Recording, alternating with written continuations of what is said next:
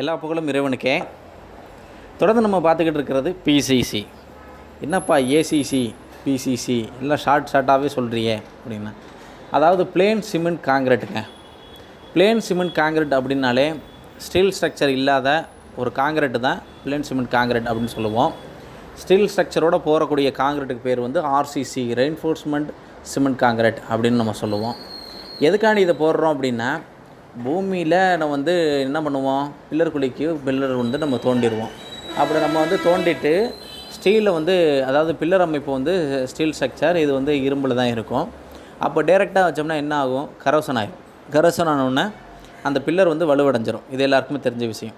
அப்போ வலுவடையாமல் இருக்கிறதுக்கு என்ன செய்யணும் அப்படின்னு பார்த்திங்கன்னா, ஒரு பூமியில் வந்து ஒரு கருங்கல் மாதிரி ஒரு அமைப்பு வந்து நம்ம ஏற்படுத்த முடியும். அப்போ அந்த அமைப்பை ஏற்படுத்துறதுக்கு தான் இந்த பிசிசி காங்கிரீட் வந்து நம்ம போடுறோம்.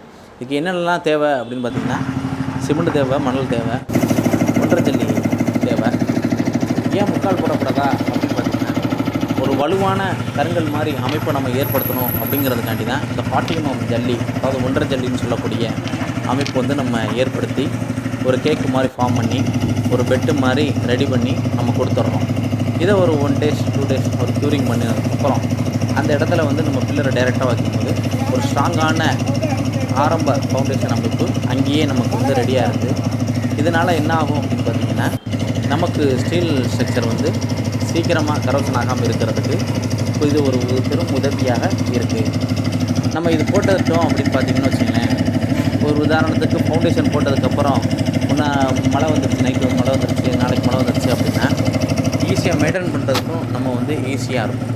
அதுக்காண்டி தான் இந்த பிசிசி அமைப்பை வந்து முதல் வேலையாக பில்லர் குழி எடுத்ததுக்கப்புறம், எர்த் ஒர்க் முடிஞ்சதுக்கப்புறம் 6 இன்ச்சு மணலும் 6 இன்ச்சு ஒன்றரை கலந்த கலவையாக வந்து நம்ம வந்து செய்கிறோம். இதான் இன்ஜினியர் வந்து நமக்கு ஆரம்பத்தில் பரிந்துரை பண்ணுவாங்க. சிலர் இடத்துல என்ன நடக்குது அப்படின்னு பார்த்தீங்க அப்படின்னா, மணல் ஃபஸ்ட்டு போட்டுருவாங்க, அப்புறம் வந்து வெறுமனையாக ஜல்லி போட்டுருவாங்க. அப்புறம் ஒரு சில இடத்துல வந்து வெறுமனையாக ஜல்லியும் கலக்காத சிமெண்ட்டு ப்ளஸ் மணல் சேர்ந்து ஒரு கலவை மாதிரி போட்டு தண்ணி இது பண்ணுவாங்க. அப்படி போடவங்க என்ன பண்ணணும் அப்படின்னு பார்த்திங்கன்னா, ஒவ்வொரு ஸ்டேஜுக்குமே வந்து அது 3 part வேலையாக அமைஞ்சு போயிடுது. ஒவ்வொரு ஸ்டேஜுக்குமே அந்த வாட்டர் வந்து நம்ம ஓஸில் குடிக்கும் பொழுது அதிகமாக வந்து இறங்குற மாதிரி நம்ம குடிக்கணும். அப்படி குடித்தா மட்டும்தான் அது வந்து ரொம்ப நேரத்துக்கு வந்து சீக்கிரமாக ஒரு ஜல்லியை பேத்து எடுத்தாலுமே பேகாமல் அப்படியே வந்து ஸ்ட்ராங்காக இருக்கும். இதுவே வந்து 3ஐயும் மிக்சிங் பண்ணுறது மாதிரி, எப்படி முக்கால் ஜல்லி காங்கிரீட்டை கலவையாக போடுவோமோ அது மாதிரி மிக்சிங் பண்ணி போடும் பொழுதே நமக்கு வந்து ஒரு பிணைப்பு பாண்டிங் வந்து நல்லா இருக்கும். தொடர்ந்து பயணிப்போம் நண்பர்களே. கமால் கன்ஸ்ட்ரக்ஷன் யூடியூப் சேனலுக்கு சப்போர்ட் பண்ணுங்கள், லைக் அண்ட் ஷேர் பண்ணுங்கள்.